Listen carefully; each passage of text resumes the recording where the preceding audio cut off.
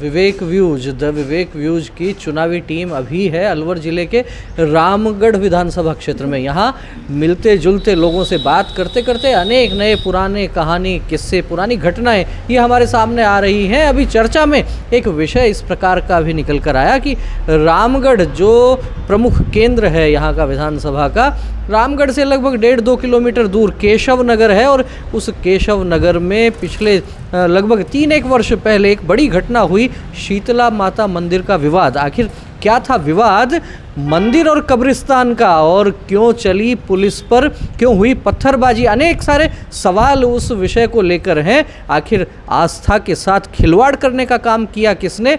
उस घटना के प्रत्यक्षदर्शी हेतराम जी हमारे साथ में हैं, जिन्होंने सारी घटना को देखा भी, उसके ऐतिहासिक तथ्यों से भी वे परिचित हैं। आइए बात करते हैं हेतराम जी से। जी हेतराम जी, क्या मामला था सारा? भाई साहब, वहाँ सन 47 से पहले एक बस्ती थी जिसका नाम था कोठारीवास।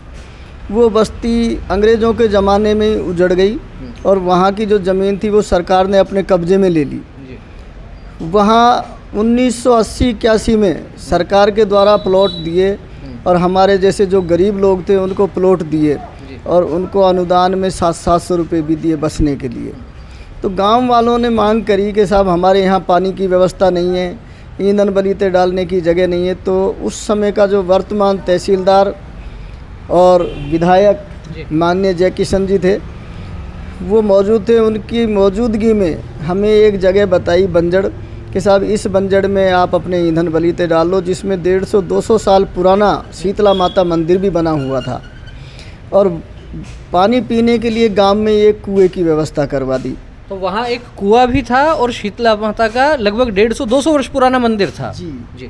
तो हम उसी मंदिर की पूजा पाठ 80-81 से ही करते चले आ रहे हैं और ईंधन बलीते भी उसी जगह में डाल रहे हैं, जिसको हमें उस समय जब हमें दिया तो ये बताया कि साहब ये बंजड़ की भूमि है और इसमें आप अपना ईंधन बलीता डालो, इसमें आपको कोई नहीं रोकेगा। तो 1980 से आप पूजा पाठ कर रहे थे, फिर विवाद कब शुरू हुआ उसको लेकर? विवाद हमारे यहाँ एक माननीय विधायक बनी साफिया खान जी 2018 में। 2018 में। तो 1981 से हम बस करके पूजा पाठ कर रहे हैं और अब वहाँ 2021 में वहाँ जा कर के मुसलमानों के बच्चे गए और उनके साथ एक फौजी भी था जो उनका ही पिताजी था उन बच्चों का, जा कर के उस मूर्ति को तोड़ करके कुएं में डाल दिया। कुएं में डालने के बाद में वहाँ एक महिला मौजूद थी, उसने जा कर के हमसे कहा कि साहब गांव वालों ये मूर्ति इन्होंने कुएं में डाल दी। और इनसे जब मैंने कहा है तो ये कह रहे हैं कि साहब अभी तो मूर्ति डाली, अभी तो आगे देखो और क्या होगा।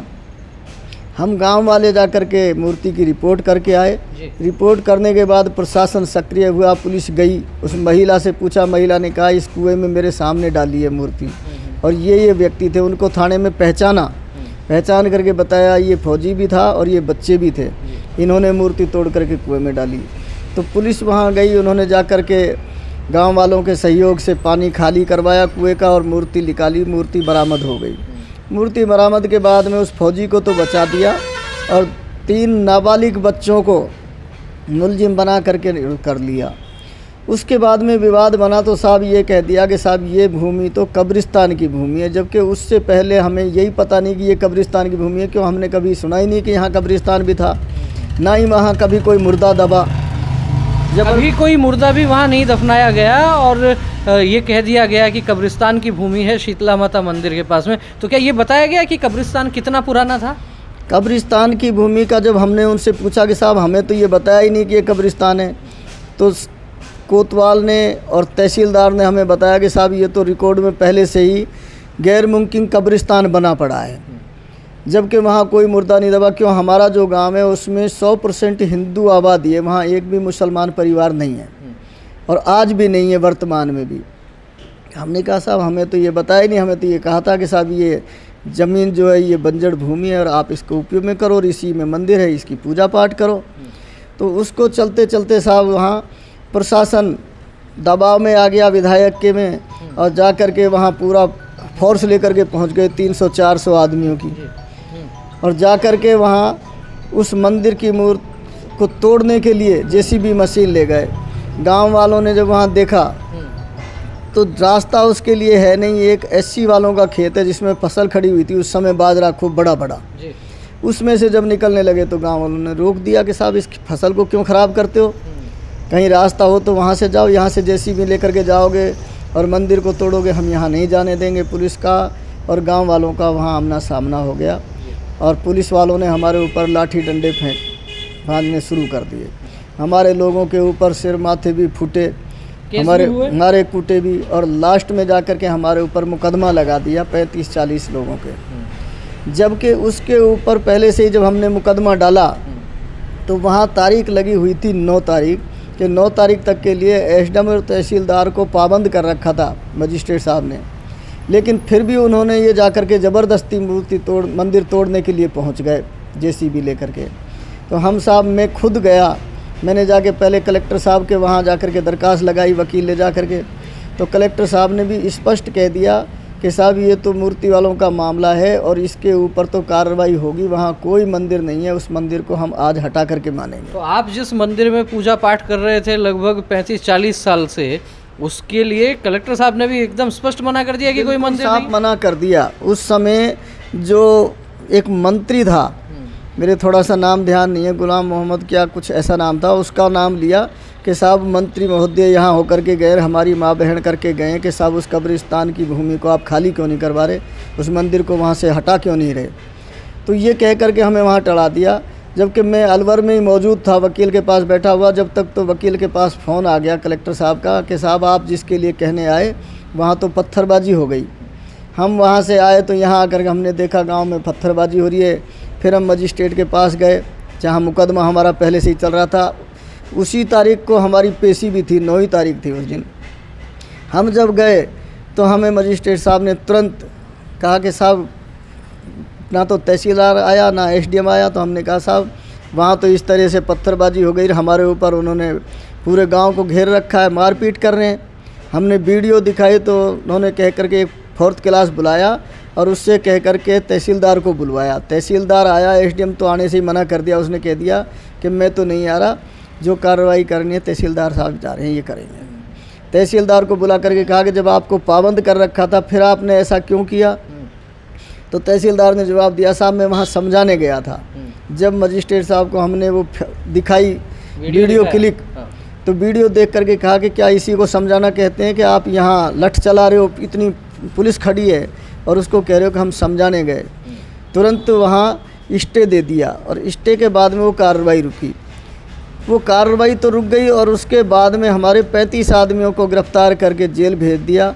जेल से हमने उनकी जमानत करवाई। आज भी स्थिति ये है कि हमारे ऊपर 4 साल 5 साल तक जब तक साफिया रही है, जब तक कोतवाल तहसीलदार एसडीएम सारे एक ही पक्ष के लोग, जिन्होंने हमें इतना परेशान करा कि हमारा पूरे गांव का जीना हराम कर दिया और मुकदमे लगा दिए। तो हेतराम जी स्पष्ट रूप से तत्कालीन विधायक साफिया पर ये आरोप लगा रहे हैं कि उनके कारण जो है वो प्रशासन भी पूरा इनके खिलाफ था। लेकिन अपने आप में ये एक विचित्र बात नहीं लगती कि जिस गांव में एक भी मुसलमान नहीं, जिस स्थान पर एक भी किसी व्यक्ति को भी दफनाया नहीं गया, वहाँ आखिर कब्रिस्तान कैसे खड़ा हो गया?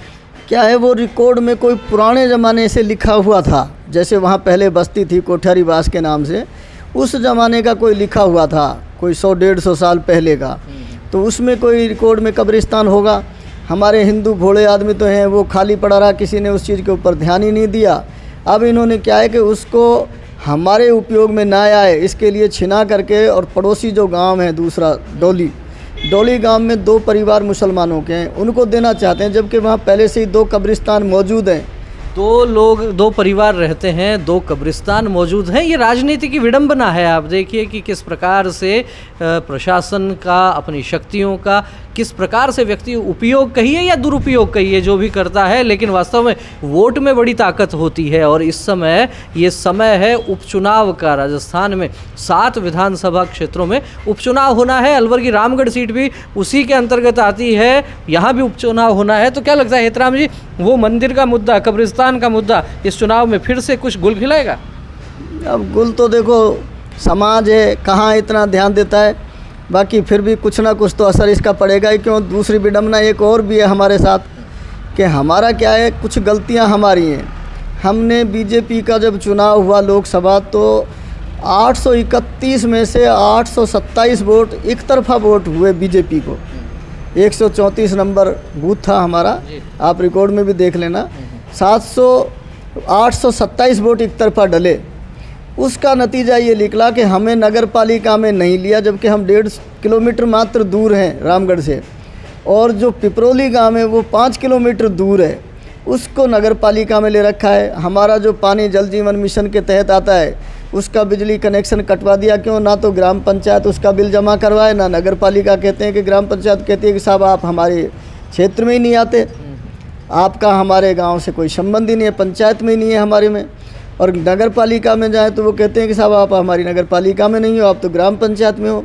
जिसका बिल तक हमने लोगों से चंदा उगा करके जमा करवा के जब पानी पीने के लिए कनेक्शन करवाया बिजली बोर्ड से। तो अपने आप में ये भी एक बड़ी विचित्र बात है, केशव नगर के निवासी आज बड़ी दुविधा में हैं कि वे न नगर पालिका में हैं न है पंचायत समिति में। और मज़े की बात ये है कि जिस रामगढ़ की हम बात करते हैं, जो प्रमुख केंद्र है, वहाँ से केवल 1.5 किलोमीटर दूर ये केशव नगर आज भी इंतजार कर रहा है कि क्या कभी नगर पालिका का हिस्सा बन पाएगा। वहीं 5-5 किलोमीटर दूर के क्षेत्रों को नगर पालिका में ले लिया गया है। क्या कहना है आपका इस विषय पर? किस प्रकार से प्रशासन एक तरफा कार्रवाई करता है, किस प्रकार से एक पार्टी के समर्थकों को प्रताड़ित किया जाता है? यदि वीडियो अच्छा लगा हो तो इसे लाइक करें, और साथ ही साथ जो विवाद कब्रिस्तान और शीतला माता मंदिर का है उसको लेकर भी आपके पास कोई जानकारी हो तो कमेंट बॉक्स में अवश्य साझा करें। वीडियो अच्छा लगा हो तो लाइक करें, अधिक से अधिक लोगों तक शेयर करें। फिर मिलेंगे एक नए विषय के साथ, एक नए वीडियो के साथ। तब तक आप देखते रहिए द विवेक व्यूज। बहुत बहुत धन्यवाद। नमस्कार।